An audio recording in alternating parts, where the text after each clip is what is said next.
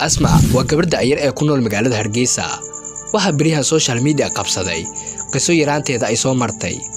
Waraysi ay ka bixisay MMTV oo ay ku sheegtay in waalidkeeda dayacay ayaa baraha bulshada qabsaday maalmihii la soo dhaafay.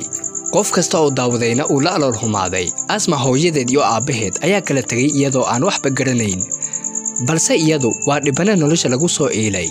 hooyadeed iyo aabaheed waxa ay ku heshiiyeen markii ay kala tagayeen in qof walba 3 caruur ah koriyo. aabaheed oo Itoobiya deganaa, hooyadeed oo Hargeysa deganeyd. iyagu waxay ahaayeen 6 caruur ah, 2 wiil iyo 4 gabdhood. labada wiil oo iyada 3 ugu ah waxa qaatay aabaheed, halka kuwa kalena qaadatay hooyadeed. Asma waxa ay la nooleed aabaheed. labada wiilna aabaha ayaa hore u kahaysan jiray, halka Asma guriga joogi jirtay iyada iyo gabar uu qabo aabaheed. iyadu ma aanan haysan daryeel waalid.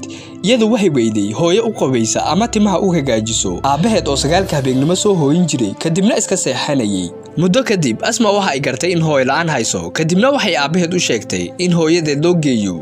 markii hooyadeed loo soo diray, hooyadii waxay tiri aniyo aabaha waxa aan ku heshiinay in qof walba 3 caruur koriyo. haddii aad ila noolaanayso, aabahaaga biilkaaga ha soo diro. aabihii ayaa la hadlay si uu biil u soo diro, laakiin aabihii wuu diiday. Asmana dib ayaa loo eliyay.